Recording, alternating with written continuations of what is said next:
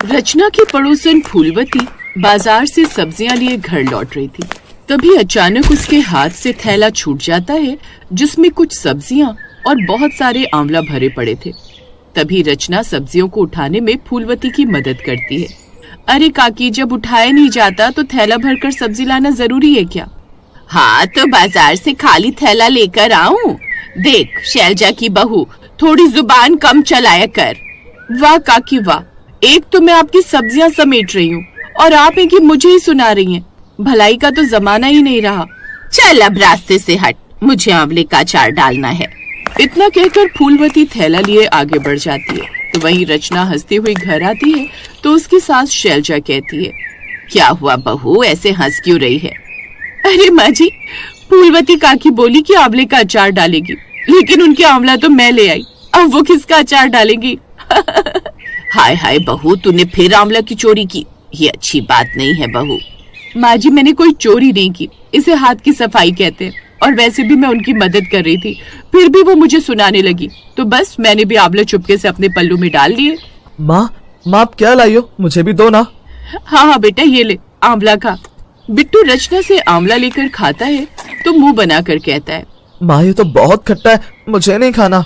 हाँ हाँ, अच्छी चीजें तेरे गले से कहाँ उतरती हैं, तुझे तो समोसे चाट पकौड़ी पसंद है। बहू अपनी चपड़ चपड़ बंद कर और जाकर काम कर, सारा घर फैला हुआ है। हाँ माँ जी, पहले मैं इस आंवले का जूस बनाकर लाती हूँ, सुना है आंवले का जूस पीने से चेहरे पर निखार आता है। रचना की बात सुनकर शैलजा का मुंह बन जाता है। रचना को हमेशा से ही खट्टी चीजें खाने का बहुत शौक था, जिसमें आंवला उसे बहुत पसंद था, इसलिए जब भी कहीं आंवला उसे दिख जाया करता तो वो उसे अपने पास रख लिया करती। समय बीतता है। एक रोज रचना अपनी सास के साथ बाजार जाती है जहाँ उसे आंवला नजर आते हैं। बहू रुक क्यों गई, आगे क्यों नहीं बढ़ती? माँ जी देखो आंवला कितने ताजे लग रहे हैं। मंडी में आई है, यहाँ ताजी सब्जियां ही मिलती हैं, तू आगे बढ़, मुझे मिर्ची लेनी है। मिर्ची ले लेना, लेकिन पहले 1 किलो आंवला ले लो। 1 किलो? बहू तू 1 किलो आंवला खाएगी? सच बता, इतना खट्टा खाने का जी क्यों कर रहा है तेरा? कोई खुशखबरी है क्या? माँ जी, एक पोता काफी नहीं है क्या, जो आपको एक और खुशखबरी चाहिए? मैं आंवले का अचार डालूंगी। अब शैलजा रचना से बहस न करके आंवले वाले के पास जाती है। ये आंवले क्या भाव दिए? 60 रुपए किलो माता जी, बताइए कितना किलो तोल दूं? नहीं चाहिए, चल बहू। अरे माँ जी, आधा किलो तो ले लो। चुप कर, इस आंवले पर पैसे बर्बाद करने से अच्छा है मैं टमाटर खरीद लूं, कम से कम उसकी चटनी बनाकर तो खा सकती हूँ। अपनी सास का चेहरा देखकर रचना की बोलती बंद हो जाती है और वो चुपचाप चलने लगती है। अगले दिन फोन चलाते हुए उसे एक रील मिलती है। आज हम बनाएंगे आंवले की सब्जी। जी हाँ, बिल्कुल सही सुना आपने, आंवले की सब्जी। क्या बात है, जरा देखो तो कैसे बन रही है। रचना अच्छी तरह उस रील को देखती है, बाद के लिए उसे सेव भी कर लेती है, लेकिन घर के कामों में वो इसे भूल जाती है। तभी एक रोज फूलवती शाम के समय एक बरनी लेकर घर आती है। काकी, बड़े अच्छे समय पर आए हो आप, मैं तो बस चाय चढ़ाने जा रही थी। हाँ तो लगे हाथ 1 कप मेरे लिए भी बना लियो बहू। हाँ हाँ, मैं तो जा ही रही हूँ, बस ये तो बता दो ये बरनी खाली है या भरी हुई है?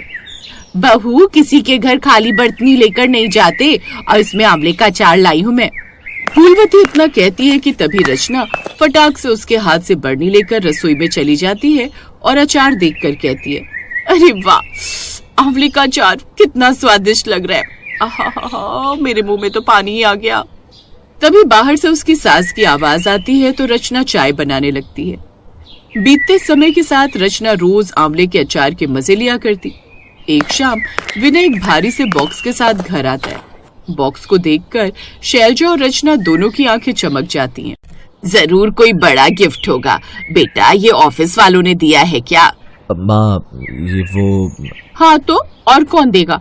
ये तो इतने कंजूस है कि खुद से तो कुछ लाते नहीं। देखिए, इसमें जो भी होगा वो मैं ही रखूंगी। अरे बहू, पहले पता तो लगने दे, इसमें है क्या? बता बेटा, क्या है इसमें? माँ वो इसमें। अरे ये क्या बोलेंगे, मैं खुद ही खोल लेती हूँ। उत्सुकता से रचना फटाफट बक्से को खोलती है तो उसमें आंवला भरे होते हैं। ये तो आंवला है। वही तो मैं कहने की कोशिश कर रहा था, लेकिन आप लोगों को तो हर बात की जल्दी होती है। अरे पर तुझे इतने सारे आंवले लाने की क्या जरूरत थी? क्यों इन पर पैसे बर्बाद किए तूने? अरे माँ, ये आंवले मैंने नहीं खरीदे, मैंने आपको बताया था ना, मेरा एक दोस्त है, उसके गांव में बहुत सारे खेत हैं, तो बस इस बार उसके आंवला की पैदावार इतनी हुई कि उसने ऑफिस में सबको ऐसे बड़े बड़े आंवला के बॉक्स दे दिए। धत तेरी की, मैं बिना बात के ही खुश हो रही थी कि ऑफिस वालों ने कुछ अच्छा गिफ्ट दिया होगा, पर ये तो खट्टे वाले निकले। हाँ, मुझे भी लगा कि कोई अच्छा गिफ्ट होगा, पर ये तो सस्ते आंवले निकले। सभी उस बॉक्स को वहीं छोड़कर अपने अपने काम पर लग जाते हैं। अगले दिन शैलजा उन आंवलों में से कुछ आंवलों का अचार बना लेती है। उसके बाद भी बहुत से आंवला बच जाते हैं। शाम के समय रचना आंवला काट कर उसमें नमक मिर्च लगाकर खा रही होती है। बहू, इतना खट्टा खाना सेहत के लिए अच्छा नहीं है। माँ जी, आंवला खाने से भला क्या ही नुकसान होगा? ऐसी बात नहीं है बहू, हर चीज की अति बुरी होती है, लेकिन तुझे भी क्या दोष दूं? जब तक ये आंवला यहाँ रहेंगे तू तो खाएगी ही। मैं इन्हें पड़ोसियों में बांट आती हूँ। अरे नहीं माँ जी, बिल्कुल नहीं, मैं इनका कुछ बनाती हूँ। क्या बनाएगी बहू? मैंने पहले ही अचार बना लिया है, अब ये पड़ोसियों को देने दे। नहीं माँ जी, याद आया, मैं इनकी सब्जी बनाऊंगी। आंवले की सब्जी? दिमाग फिर गया है क्या? नहीं माँ जी, मैंने एक रील देखी है, मैं आंवले की सब्जी बना सकती हूँ। ये कहकर वो अपनी सास को आंवला ले जाने से मना कर देती है और रात के समय वो रील देखकर आंवले की सब्जी बनाने की तैयारी करती है। इसके लिए तो अलग से मसाला तैयार करना पड़ेगा। कोई बात नहीं, थोड़ी मेहनत ही सही, घर वालों को कुछ अलग खाने को तो मिलेगा। अब रचना रील देखते हुए सारी चीजें तैयार करती है तो वहीं बाहर खाने का इंतजार कर रहे परिवार वाले कहते हैं, माँ, आज की डेट में खाना बन जाएगा या मैं बाहर खाने जाऊं? मैं क्या जानूं बेटा, 1 घंटे से है रसोई में, पता नहीं कौन सा पकवान बना रही है। अरे बहू! रचना खाना लेकर बाहर आती है और सभी को परोसती है।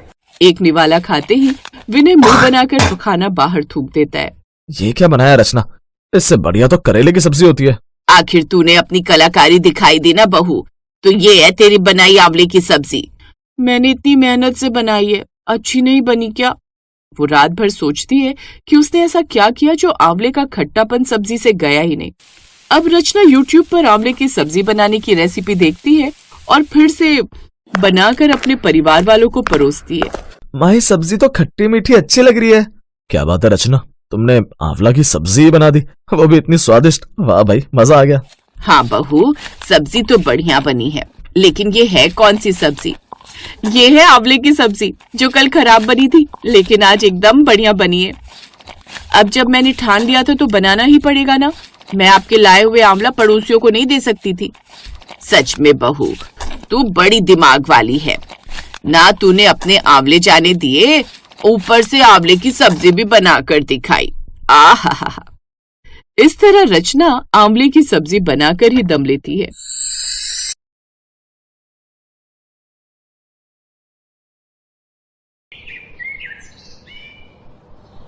मेघा को सलाद खाने का बहुत शौक था, इसलिए वो जब भी कुछ खाने का नहीं होता था तो अपने लिए सलाद बना लेती थी। पर उसकी एक आदत थी, जब भी वो सलाद बनाती तो सब्जियां हरी हो, इस बात का वो बहुत ध्यान रखती थी। नहीं नहीं भैया, मुझे नहीं खरीदने खीरे। अरे बासी खीरे हैं, साफ दिख रहा है। अरे दीदी जी, कल के ही हैं, खरीद लो, 10 रुपए कम दे देना। बिल्कुल भी नहीं, तुम मुझे मुफ्त में भी ये दो तो भी मैं ना लूं। सलाद के मामले में मैं कोई भी रिस्क नहीं ले सकती। मुझे सलाद में हरी सब्जियां ही पसंद है। मैं ताजी हरी सब्जियों का ही सलाद खाती हूँ। भैया खीरे कैसे दिए?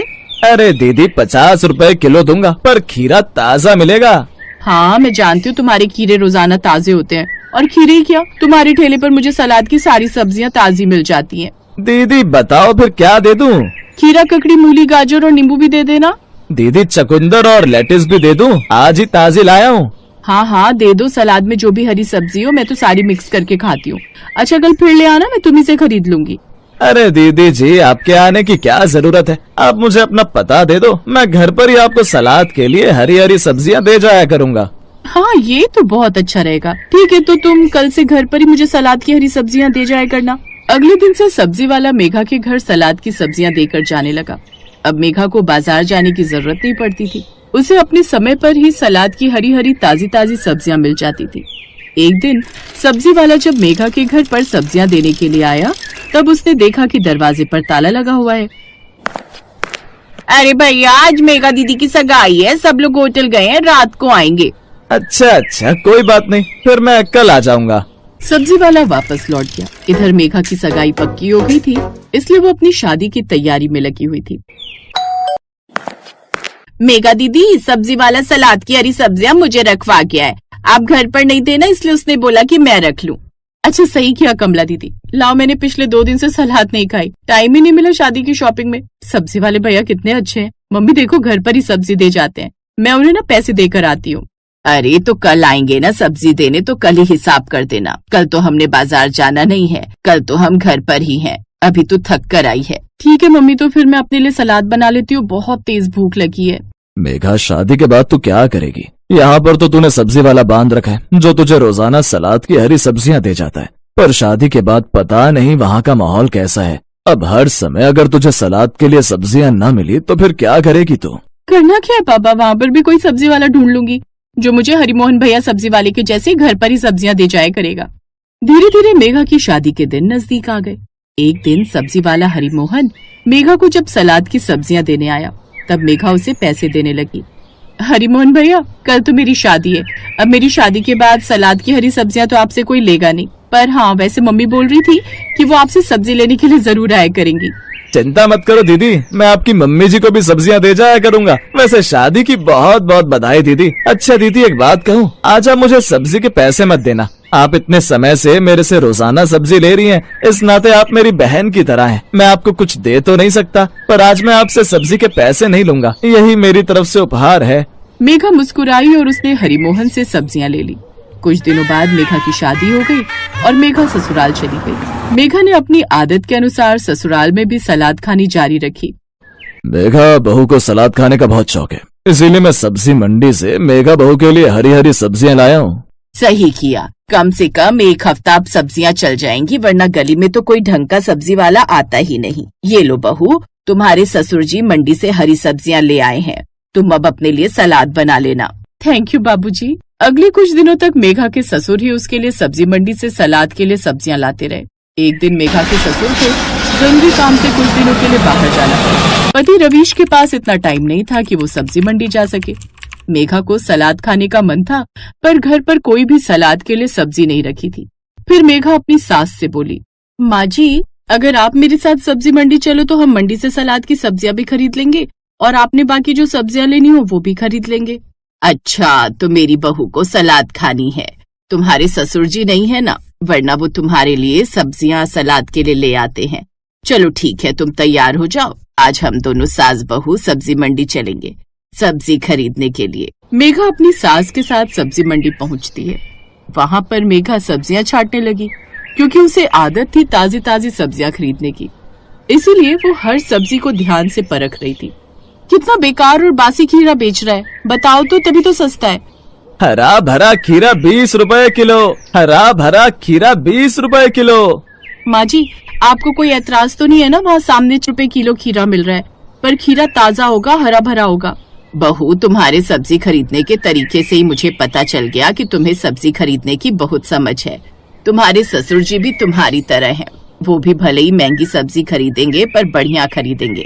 मंडी आते हैं तो सस्ती सब्जी वाले बहुत मिल जाते हैं, पर मजाल है तुम्हारे ससुर जी ने आज तक कभी सस्ती सब्जी खरीदी हो, हमेशा महंगी बढ़िया ताजी सब्जी खरीदते हैं। तुम भी बिल्कुल वैसे ही स्वभाव की हो, अच्छा लगा देखकर। अपनी पसंद से जैसी सब्जी लेनी है ले लो। तभी अचानक एक बदमाश मेघा की सास के गले से चेन खींचकर भागने लगता है। अरे अरे, कोई बचाओ, मेरी सोने की चेन खींचकर भाग गया वो बदमाश, उसे पकड़ो पकड़ो, कोई पकड़ो। क्या हुआ माँ जी, आप ठीक तो है ना? अरे मेरी चेन खींचकर भाग गया वो बदमाश उधर उस तरफ। हे भगवान, आपके तो गले पर निशान पड़ गया। बदमाश दूर भाग गया होगा माँ जी। दिन दहाड़े सोने की चेन खींचकर भाग रहे बदमाश, आजकल तो सोने की चीज पहनना ही बंद कर दो, खासकर सोने की चेन। तभी एक पुलिस वाला एक आदमी के साथ आ जाता है। साथ में जिस बदमाश ने चेन खींची थी उसे भी पुलिस ने पकड़ रखा था। ये लीजिए माताजी आपकी सोने की चेन। भला उस सब्जी वाले का जिसने बदमाश को पकड़ लिया, मैं तो वहाँ से गुजर रहा था और इसने मुझे आवाज लगाई। हरिमोहन भैया, आप और यहाँ? मेघा दीदी आप? मेघा, तुम इस सब्जी वाले को कैसे जानती हो? माँ जी, हरिमोहन भैया हमारी एरिया की सब्जी मंडी में सब्जी बेचते हैं, मैं इन्हीं से रोजाना हरी सब्जियाँ मंगवाती थी। हरिमोहन भैया, थैंक यू सो मच, आज आपने माँ जी की सोने की चेन बचा ली। अच्छा, मुझे इजाजत दीजिए। चल बे बदमाश, लोगों की चैन खींचता है, अब लंबी जेल होगी तुझे। मेघा दीदी, मैंने तो बस इंसानियत का फर्ज निभाया। तो आप अब इस वाली मंडी में सब्जी बेचते हो? हाँ मेघा दीदी, अब मैं यहाँ आ गया हूँ। बहुत बहुत धन्यवाद भैया, आजकल के जमाने में आप जैसे लोग बहुत कम होते हैं। माँ जी, अब हरिमोहन भैया यहाँ सब्जी बेचने लगे हैं, तो मैं सोच रही हूँ कि हरिमोहन भैया आप मुझे पहले की तरह घर पर सब्जी दे जाया करोगे। मैं आपको अपने ससुराल का पता दे देती हूँ। बाबूजी को भी यहाँ मंडी में आना पड़ता है, पर आप पर तो मुझे पूरा भरोसा है कि आप मुझे रोजाना घर पर ताजी सब्जियाँ दे दिया करोगे। हाँ हाँ मेघा दीदी, क्यों नहीं, आप मुझे पता बता दो, मैं दे जाया करूँगा।